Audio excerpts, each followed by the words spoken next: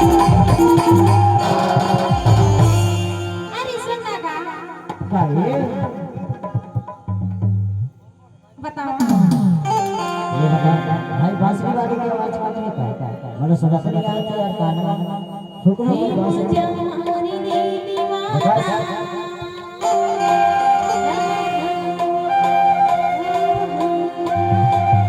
ठीक तो है आवाज के हिसाब से बजा भी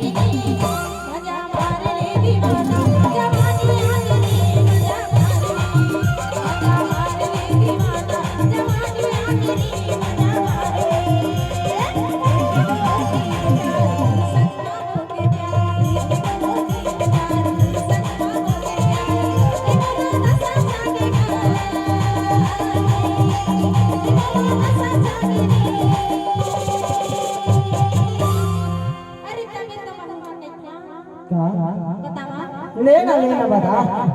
अरे तोर मोर माया की डाली चलन